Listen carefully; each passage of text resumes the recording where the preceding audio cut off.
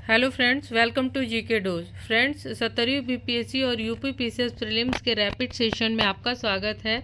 Friends, कल हमने 30 question को कवर किया था। अब हम आगे 31 से 60 तक क्वेश्चन को कवर करेंगे। और फ्रेंड्स, ये प्रीवियस 5 ईयर में स्टेट पीसीएस, एसएससी या किसी न किसी इंपॉर्टेंट एग्जामिनेशन में एनडीए, सीडीएस में पूछे गए प्रश्न को हम यहाँ पे कवर करेंगे। तो फ्रेंड्स, इस सेशन को बिल्कुल मिस मत कीजिए। इसमें से आपको बहुत सारे क्वेश्चन टैली करने वाले हैं। तो चलिए बिना समय बर्बाद किए हम सेशन को स्टार्ट करते हैं। फ्रेंड्स, आप हमें सपोर्ट कीजिए, चैनल को ज़्यादा से ज़्यादा लाइक कीजिए, सब्सक्राइब कीजिए और शेयर कीजिए, ठीक है। चलिए हम स्टार्ट करते हैं सेशन को। क्वेश्चन नंबर 31 है, राष्ट्रीय स्मारक प्राधिकरण यानी एनएमए के बारे में निम्नलिखित कथनों पर विचार कीजिए, ठीक है। नेशनल मॉन्यूमेंट्स अथॉरिटी के बारे में आपको विचार करना है।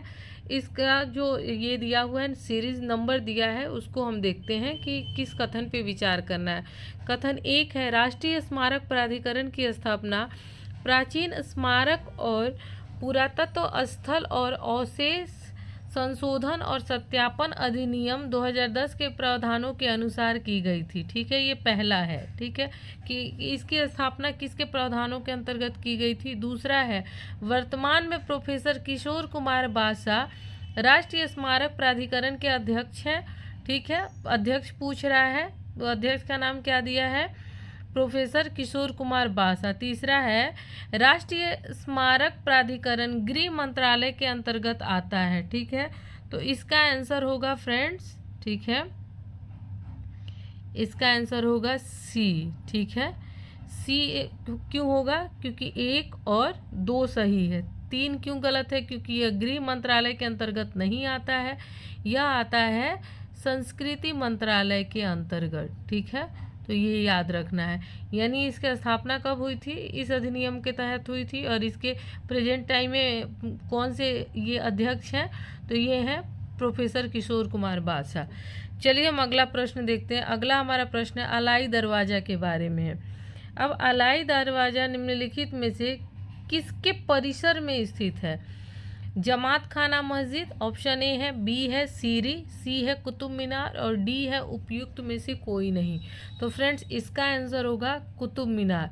यह कुतुब मीनार के परिसर में स्थित है। और अलाई दरवाज़ा का निर्माण किसने करवाया था, तो अलाई दरवाज़ा का निर्माण करवाया था अलाउद्दीन खिलजी ने, ठीक है। अलाउद्दीन खिलजी ने करवाया था। ये लाल बलुआ पत्थर से निर्मित है। और ये कुतुब उल इस्लाम मस्जिद के दक्षिणी प्रवेश द्वार को अलाई दरवाज़ा हम बोलते हैं। चलिए अगला हम प्रश्न देखते हैं 33। उत्तर प्रदेश के निम्नलिखित जिलों में से, अब ये यूपी और बिहार में दोनों का करवा रही हूँ, तो ये यूपी का है, तो यूपी के साथ आप ये बिहार का भी याद कर लेंगे। पहले यूपी का हम देख लेते हैं। उत्तर प्रदेश के निम्नलिखित जिलों में से कौन से जिले मध्य प्रदेश के साथ सीमा बनाते हैं, ठीक है। तो मध्य प्रदेश के साथ सीमा कौन कौन से जिले बनाते हैं, इसका आंसर होगा फ्रेंड्स 33 है ना। 33 का आंसर होगा आपका डी, यानी 1, 2, 3, ठीक है, 1, 2, 3 और 6, यानी ललितपुर। 33 का डी होगा ललितपुर, बांदा, मिर्ज़ापुर और आगरा। हरीमपुर और बलिया नहीं सीमा बनाते हैं मध्य प्रदेश। बलिया आपको बिहार के साथ बनाता है और हरीमपुर नहीं बनाता है एमपी के साथ, ठीक है। तो ये आपको ऑप्शन है 33 का कौन कौन सा होगा, यानी मध्य प्रदेश राज्य के साथ जो उत्तर प्रदेश के जिले लगते हैं ना, वो टोटल नंबर 11 है। अब आप 11 देख लेंगे कि मध्य प्रदेश का जो भी सीमा है आप उसको एक बार देख लेंगे मैप से और याद कर लेंगे, क्वेश्चन पूछ देता है। चलिए हम अगला प्रश्न देखते हैं। बिहार का भी आप ऐसे ही याद करेंगे कि जो वो अपना सीमा साझा करता है, नॉर्थ में नेपाल है, फिर इधर यूपी है, नीचे झारखंड है, फिर वेस्ट बंगाल है। कौन कौन से जिले किस किस राज्य से लगते हैं वो आप याद कर लेंगे। अब आते हैं क्वेश्चन नंबर 34। क्वेश्चन नंबर 34 में है कि सुमेलित करना है, यहाँ ए बी सी है, ठीक है। पहला दिया है संपत्ति का अधिकार, दूसरा दिया है संविधान में शामिल मौलिक कर्तव्य, फिर है जीएसटी को कब शामिल किया गया है और ईडब्ल्यूएस को आरक्षण कब दिया गया है। अगला इसे किससे सुमेलित करना है वो हम देखते हैं। तो वो देख रहे हैं, वो नीचे है, यहाँ संशोधन दिया हुआ है।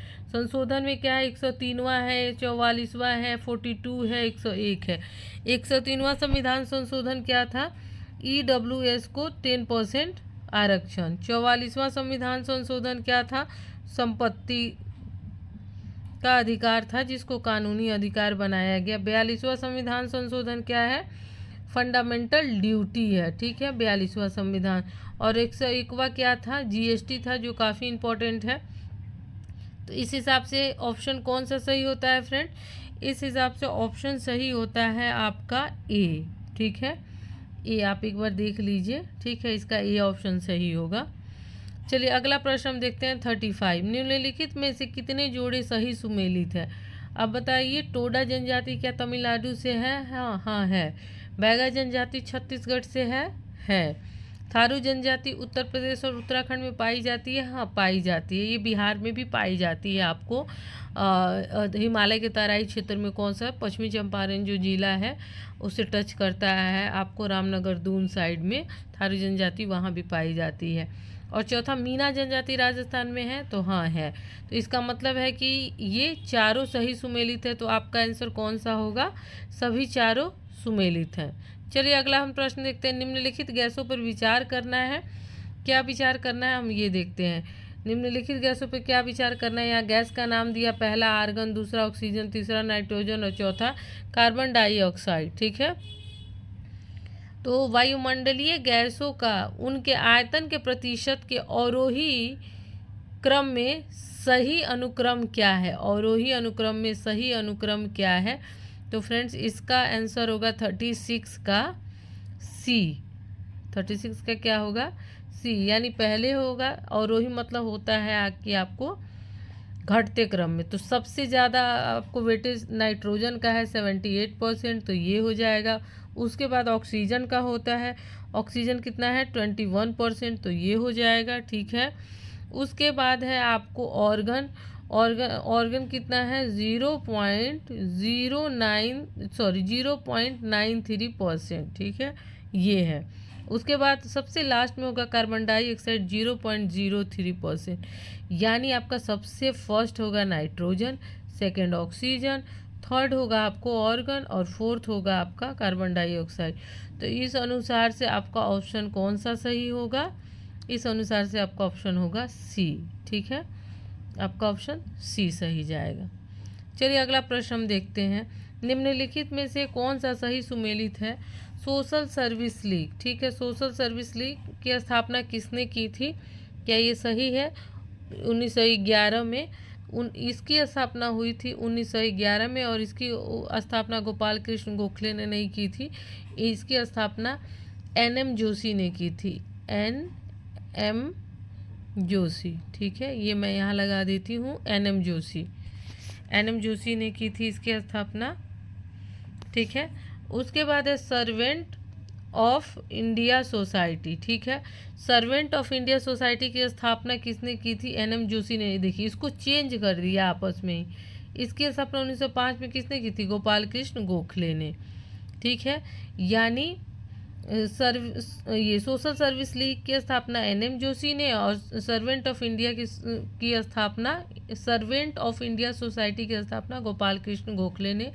यहाँ डेट होगा सेकंड वाले में 1911 और यहाँ डेट होगा 1905, सॉरी, मतलब गोपाल कृष्ण गोखले ने सर्वेंट ऑफ इंडिया सोसाइटी की स्थापना 1905 में की थी, और NM जोशी ने सोशल सर्विस लीग की स्थापना 1911 में की थी। और भारतीय राष्ट्रीय सामाजिक सम्मेलन की स्थापना MG रानाडे ने कब की थी, MG रानाडे, ये सही है, और ये की थी 1887 में, यानी ओनली 3 सही है, तो डी ऑप्शन सही जाएगा। चलिए अगला प्रश्न हम देखते हैं। अंतर्राष्ट्रीय वित्त निगम यानी इंटरनेशनल फाइनेंस कॉरपोरेशन, ठीक है, IFC के बारे में पूछ रहा है, ठीक है। अब पूछ रहा है कि इसके बारे में क्या कथन सही है, तो इसके बारे में हम देखते हैं दो कथन को। पहला है, यह विश्व आर्थिक मंच की एक सहयोगी संस्था है, गलत है, ये वर्ल्ड बैंक की एक सहयोगी संस्था है, ठीक है, वर्ल्ड बैंक ग्रुप का एक सदस्य है IFC, ठीक है, और इसका मुख्यालय कहाँ है, वाशिंगटन DC, ठीक है। यह विकासशील देशों में विशेष रूप से निजी क्षेत्र पर केंद्रित सबसे बड़ा वैश्विक संस्थान है। तो इसका आंसर होगा ये दो, आपको क्या है, ये दो सही है, ठीक है, दो ऑप्शन सही है। अब हम 3 देखते हैं। इसका लक्ष्य अस्थायी कृषि अवसरों, ठीक है, इसका लक्ष्य अस्थायी कृषि अवसरों को बढ़ाना, स्वास्थ्य देखभाल और शिक्षा में सुधार करना है। तो इसका आंसर 2 और 3 ये भी सही है आपको, तो 2 और 3 सही हो जाएगा। ए इसलिए गलत होगा क्योंकि ये IMF का सदस्य नहीं है, मेंबर नहीं है, ये वर्ल्ड बैंक ग्रुप का मेंबर है, ठीक है, और निजी क्षेत्र को में ये प्रोत्साहन मतलब योगदान देता है। जितने भी विकासशील देश हैं वहाँ निजी क्षेत्र के विकास को प्रोत्साहित करने में निवेश, सलाहकार, संपत्ति प्रबंधन, ये सब सेवाएं ये प्रदान करता है। अगला हम प्रश्न देखते हैं 39। निम्नलिखित में से कौन सा सही सुमेलित नहीं है? नहीं है, चलिए ये याद रखते हैं। सही सुमेलित, आलमगीरपुर हिंडन नदी के किनारे है, सही है। मोहनजोदड़ो सिंधु नदी के किनारे है, सही है।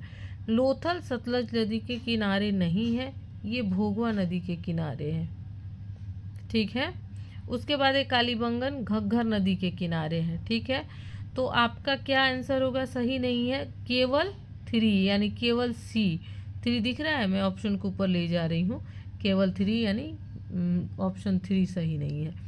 चलिए क्वेश्चन नंबर 40 हम देखते हैं। ये पंचायती राज व्यवस्था से संबंधित है, ठीक है, पंचायती राज व्यवस्था से ये संबंधित है। इसमें है अशोक मेहता समिति, ठीक है, PK थुंगन, ठीक है, RM लोढ़ा समिति, ठीक है, और रामनाथ कोविंद समिति, ठीक है। एक देश एक चुनाव की संभावना से संबंधित क्या था? डी का 4 हो जाएगा, सही है, यानी 4 सही है। भारतीय क्रिकेट नियंत्रण बोर्ड, इसका ऑप्शन क्या होगा ये बताइए। आप मैच कीजिए, मैं आपको 2 मिनट टाइम देती हूँ। 40 का ऑप्शन हो जाएगा आपको, मैं ऊपर थोड़ा सा इंक्रीज करूँगी।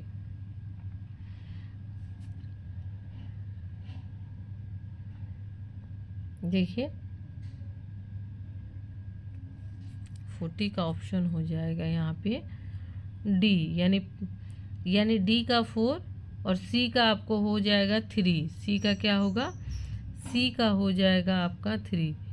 जो RM लोढ़ा समिति है ना, ठीक है, वो भारतीय क्रिकेट नियंत्रण बोर्ड में सुधार के लिए सिफारिश की थी, ठीक है।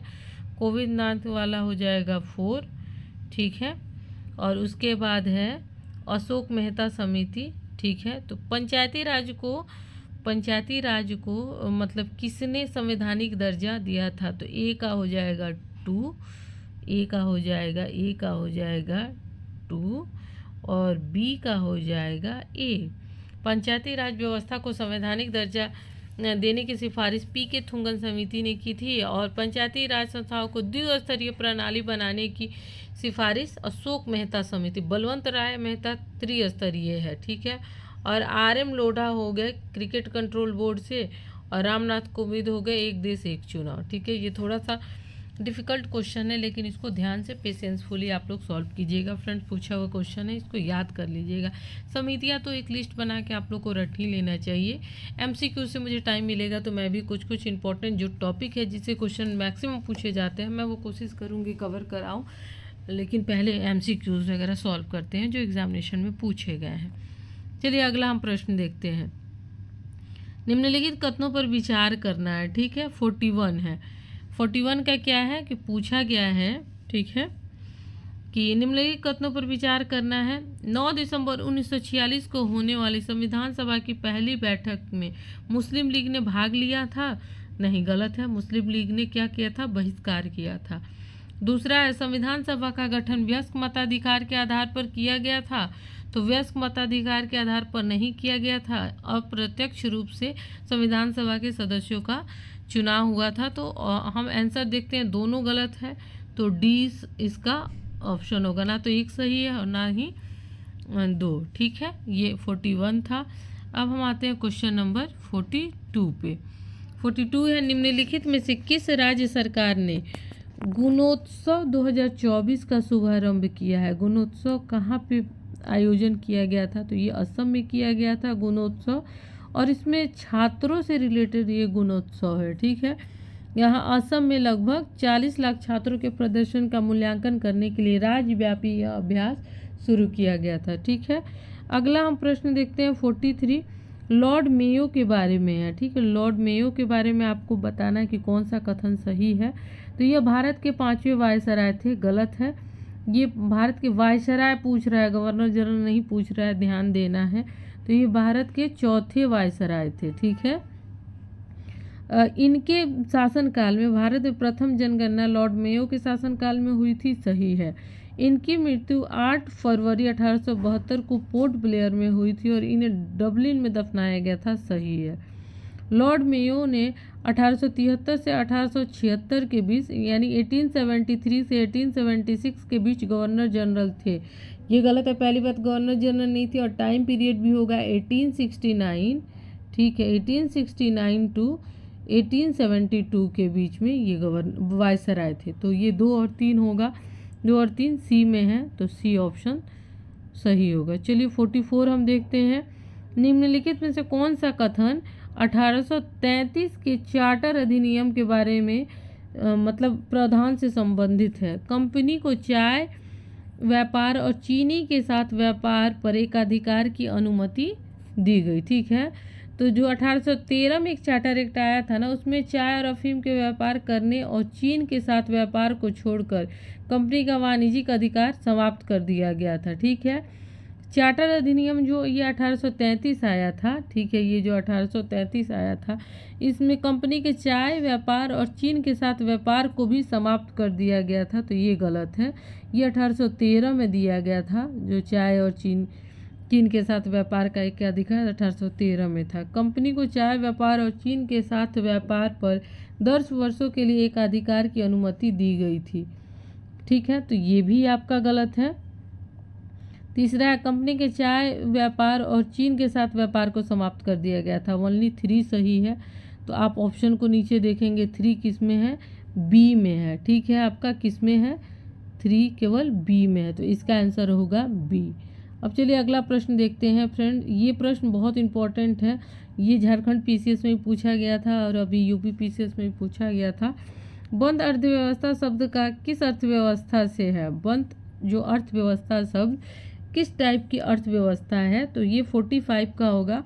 बंद अर्थव्यवस्था वही अर्थव्यवस्था है जहाँ ना तो निर्यात होता है और ना ही आयात होता है। चलिए अगला प्रश्न हम देखते हैं 46। ठीक है, 46 में आपको मैच करना है शांति स्वरूप भटनागर पुरस्कार। ठीक है, किस क्षेत्र में दिया जाता है ये आपको बताना है। ठीक है, तो इसका आंसर पहले ही मैं बता देती हूँ, इसका आंसर होगा सी। 46 का आंसर होगा सी, यानी ए का 1 होगा। शांति स्वरूप भटनागर पुरस्कार विज्ञान के क्षेत्र में।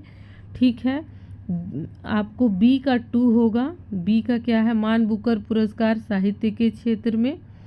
ठीक है, सी का आपको 4 होगा, ग्रैमी पुरस्कार संगीत के क्षेत्र में। और एमी अवार्ड आपको टेलीविज़न उद्योग के क्षेत्र में। अब इसको आप याद कीजिए, शांति स्वरूप भटनागर पुरस्कार है आपको किसके क्षेत्र में, विज्ञान के क्षेत्र में। ठीक है, आपको मान बुकर साहित्य, ठीक है, ग्रैमी टेलीविज़न उद्योग और एमी अवार्ड संगीत के क्षेत्र में दिया जाता है। तो ये मैच आपका ऑप्शन हो गया।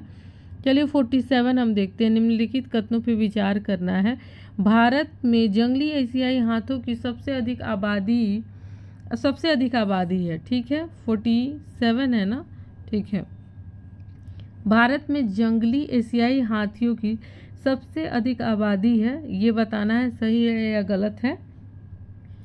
इसके साथ ही भारतीय राज्यों में हाथियों की सबसे अधिक संख्या महाराष्ट्र में है। ठीक है, आपको ये बताना है ये सही है या गलत है। ठीक है, पहला आप विचार कीजिए। दूसरा, international union for conservation of nature की रेड लिस्ट के अनुसार इसे लुप्त प्राय के रूप में वर्गीकृत किया गया है। तो आपको इसमें बताना है कि इसमें कौन सा सही है। ठीक है, अब मैं आपको एक्सप्लेनेशन पहले बता दूं कि इंटरनेशनल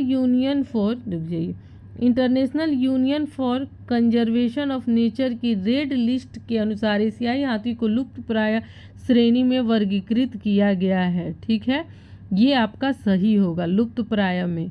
ठीक है। आप ऐसे देखते हैं, आपको लगता होगा कि नहीं हाथी बहुत सेफ है, नहीं, लुप्त प्राय IUCN के ये जो रेड लिस्ट है उसमें शामिल है और लुप्त प्राय कैटेगरी में इसको वर्गीकृत किया गया है। ठीक है। और उसके बाद भारत में जंगली एशियाई हाथियों की संख्या सबसे अधिक है, ये सही है। भारत में जंगली एशियाई हाथियों की संख्या सबसे अधिक है। ठीक है। कुल आबादी 30,000 से अधिक होने का अनुमान है और भारत में हाथियों की सबसे अधिक आबादी कर्नाटक में है, महाराष्ट्र में नहीं है। ठीक है। सबसे अधिक आबादी कर्नाटक में है और भारत में हाथी को विरासत पशु के रूप में भी गौरव प्राप्त है। तो ये आपका गलत है, महाराष्ट्र नहीं होगा, कर्नाटक होगा, इसलिए गलत है। तो आपका 2 ऑप्शन सही है, तो ओनली बी आंसर होगा। चलिए अगला हम देखते हैं 48। निम्नलिखित कथनों पर विचार कीजिए। ठीक है। विचार क्या करना है? 106वां यानी 106 संविधान संशोधन अधिनियम महिलाओं के लिए लोकसभा और राज्य विधानसभा में 33% आरक्षण के प्रावधान से संबंधित है। अब आप बताइए, इसको सोचिए, मैं आंसर बताऊंगी। भारत के पुराने संसद भवन को अब संविधान सदन का नाम दिया गया, ये भी सोचिए। तीसरा है वैश्विक नवाचार सूचकांक 2023 में भारत की रैंक 132 देशों में 40वीं है। ठीक है। वैश्विक नवाचार सूचकांक, आप देख रहे हैं 3 टॉपिक 3 जगह से उठा के एक ही क्वेश्चन में डाला गया है। तो इसका हम आंसर हम देखते हैं। ठीक है। इसका आंसर क्या होगा फ्रेंड्स? इसका आंसर होगा, मैं बता देती हूँ, इसका बौद्धिक संपदा जो संगठन है, ठीक है, ये जो सबसे पहले हम इसको देखते हैं, बौद्धिक संपदा संगठन द्वारा प्रकाशित, पहले ये रिपोर्ट किसके द्वारा प्रकाशित किया जाता है? वैश्विक नवाचार सूचकांक। तो विश्व बौद्धिक संपदा संगठन द्वारा ये सूचकांक जारी किया जाता है और इसमें भारत 132 देशों में 40वें स्थान पर बरकरार है, यानी ये सही है, 3rd सही है। ठीक है। और ये बताइए कि पुराने संसद भवन का नाम ये रखा गया संविधान सदन, सही है। और आप ये ऑप्शन बताएंगे मुझे, ठीक है, इसको मैं अभी छोड़ रही हूँ। आप मुझे बताएंगे कि संविधान संशोधन जो महिलाओं से को 33% आरक्षण दिया गया है लोकसभा और राज्यसभा में, वो कौन सा संविधान संशोधन था, वो आप बताएंगे। ठीक है। क्योंकि इसमें कौन सा संविधान संशोधन था, कौन सा विधेयक था, कौन सा अधिनियम था, ये मैं आपको एक बार मैं कल छोटा सा एक नोट्स बना के डालूंगी, लेकिन अभी आप मुझे कमेंट सेक्शन में बताएंगे। चलिए अगला प्रश्न हम देखते हैं। ये दोनों मैंने बता दिया है, सही है। क्वेश्चन नंबर 49, औद्योगिक अल्कोहल के संबंध में निम्नलिखित कथनों पर विचार कीजिए। ठीक है। तो क्या विचार करना है? पहला, उद्योग विकास और विनियमन अधिनियम 1951, ठीक है, केंद्र सरकार को औद्योगिक अल्कोहल को विनियमित करने का शक्ति प्रदान। अल्कोहल, औद्योगिक अल्कोहल क्यों? क्योंकि अभी आपको पता है कि बहुत सारे इशू चल रहे हैं, आबकारी नीति वाला, आपको पता है, इसलिए ये क्वेश्चन पूछा गया है। औद्योगिक अल्कोहल में उच्च मात्रा में मेथनॉल, ठीक है, मेथनॉल जैसे योजक होते हैं जो इसे विषाक्त बनाते हैं। उच्च मात्रा में क्या होता है? मेथनॉल। अब बताइए कि इसमें बताना है कि कौन सा कथन सही है। तो 49 का क्या होगा? सी, दोनों सही है। एक तो केंद्र सरकार को विनियमित करने का अधिकार कौन प्रदान करता है? ये अधिनियम। और उसके बाद इसमें मेथनॉल जैसे उच्च प्रायोजक होते हैं जो अल्कोहल को विषाक्त बनाते हैं। चलिए, औद्योगिक अल्कोहल है। ठीक है। क्वेश्चन नंबर 50 देखते हैं। निम्नलिखित राज्यों के गठन का सही क्रम क्या है? हरियाणा, नागालैंड, सिक्किम, मेघालय। ठीक है। तो इसका क्या होगा? 59 का डी। ठीक है। 50 का डी होगा। नागालैंड कब बना था? नागालैंड बना था 1963 में। ठीक है, नागालैंड। हरियाणा कब था? 1966 में। ठीक है। सिक्किम आपको कब था? सिक्किम 1976 में। और मेघालय 1972 में। तो इसके अनुसार सबसे पहले 3 होगा, फिर 1 होगा, फिर होगा 4, ठीक है, 72, और लास्ट में होगा सिक्किम 1976। चलिए अगला प्रश्न हम देखते हैं। 51, भारत के स्वतंत्रता संग्राम के दौरान की निम्नलिखित घटनाओं को कालानुक्रमिक क्रम में व्यवस्थित कीजिए। ठीक है, यानी क्रोनोलॉजी में व्यवस्थित करना है कि पहले कौन सा घटना हुआ था, फिर उसके बाद, फिर उसके बाद, फिर उसके बाद। ठीक है, अब देखते हैं होम रूल आंदोलन कब हुआ था। तो होम रूल आंदोलन आपको हुआ था 1916 में। ठीक है, सूरत विभाजन 1907 में। खेड़ा सत्याग्रह कब हुआ था? खेड़ा सत्याग्रह हुआ था 1918 में। ठीक है, और मॉर्ले मिंटो सुधार कब हुआ था? मॉर्ले मिंटो सुधार हुआ था 1909 या 1919? बोलिए जल्दी। 1909। ठीक है, तो अब क्रोनोलॉजी में हम इसको सब सजाएंगे तो क्या आंसर आएगा? देखिए सी आएगा। कैसे?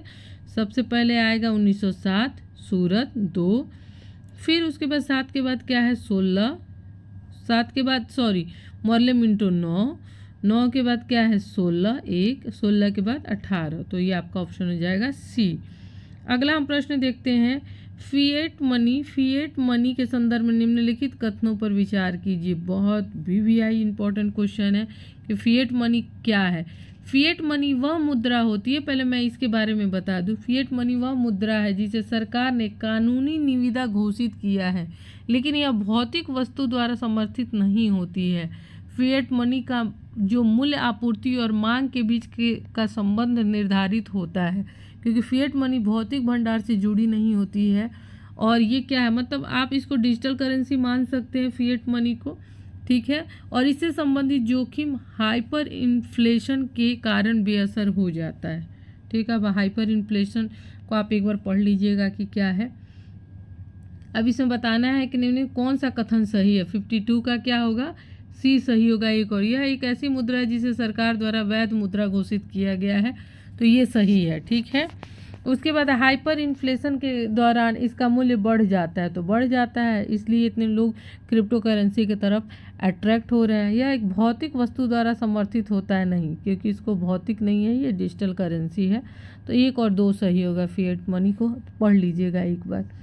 भारत का सबसे, अब अगला हम प्रश्न हम देखते हैं। अच्छा, अगले प्रश्न का मतलब इसमें ये बताना है कि इसमें कौन सा कथन सही है। ठीक है, भारत का सबसे बड़ा कानूनी अधिकारी अटॉर्नी जनरल होता है। ठीक है, ये आपको बताना है। तो होता है, सबसे बड़ा कानूनी अधिकारी अटॉर्नी जनरल ही होता है। और अटॉर्नी जनरल किस आर्टिकल में है? 76 आर्टिकल में है, ये संविधान के अनुच्छेद 76 में है। और राज्य का सबसे बड़ा कानूनी अधिकारी एडवोकेट जनरल होता है, ये भी सही है। ठीक है, तो ये दोनों विधि अधिकारी होते हैं। राज्य का सर्वोच्च, इसको महाधिवक्ता भी कहते हैं, और ये राज्यपाल के प्रसाद पर्यंत काम करता है। ठीक है, महाधिवक्ता। ठीक, तो इसमें दोनों आपका सही है, तो सी होगा, दोनों कथन सही।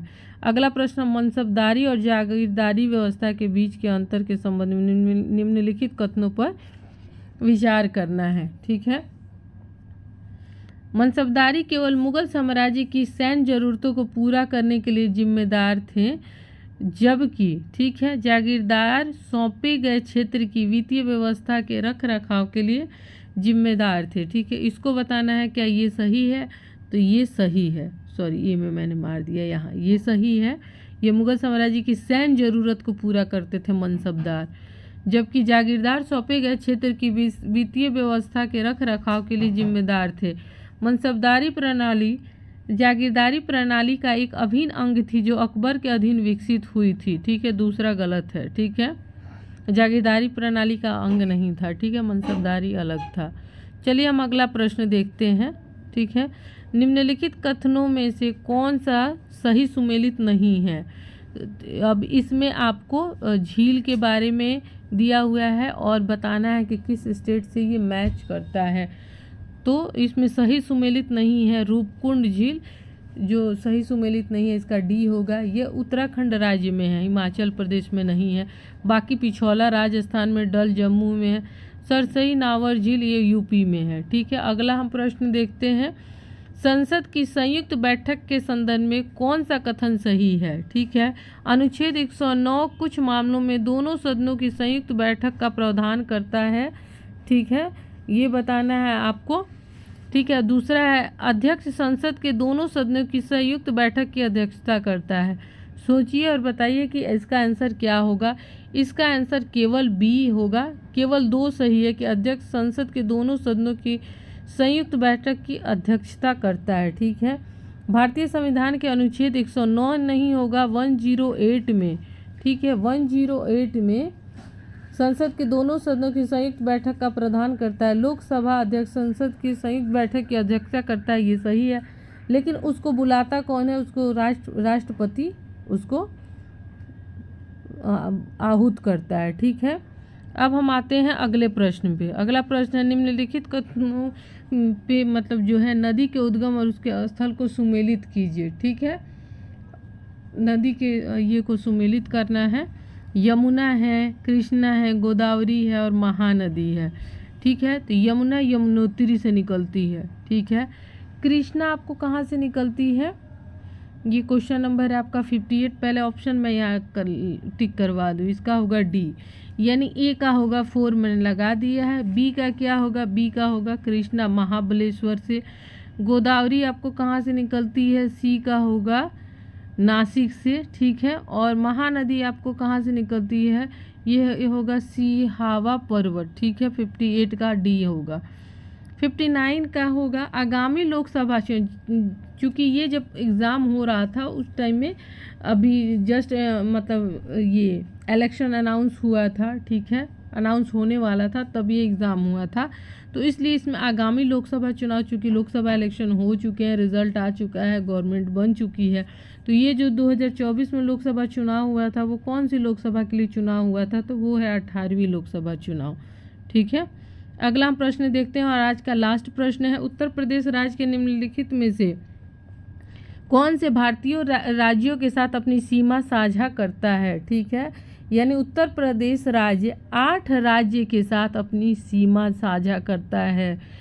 बहुत ज़्यादा हुआ फ्रेंड्स, 8 राज्य। ठीक है, आप इसको पढ़ लीजिएगा कि वो 8 राज्य कौन कौन से हैं। तो सबसे पहले हम इसका देख लेते हैं ऑप्शन सी। ठीक है, सी में क्या होगा? 1 होगा, 2 होगा, 3 होगा, 5 होगा और 6 होगा। पंजाब के साथ वो अपनी सीमा साझा नहीं करता है। तो फ्रेंड्स ये थे हमारे टॉप 30 प्रीवियस ईयर MCQs आपके जो भी PSC और अभी आगामी जो UP PCS exam prelims exam होने वाले हैं उसके लिए काफ़ी इंपॉर्टेंट प्रश्न है फ्रेंड्स। तो इसको ज़रूर देखिए, सुनिए। आप 2x मोड पे करके सुन लीजिए, आप फास्ट सुन लीजिए, लेकिन ज़रूर सुनिए। और हमारे चैनल को ज़्यादा से ज़्यादा सब्सक्राइब कीजिए, शेयर कीजिए, लाइक कीजिए, ताकि हमारा भी मनोबल बढ़े और हम भी आपके लिए ज़्यादा से ज़्यादा एफर्ट डाल के मेहनत करके आपके लिए वीडियो बनाएं।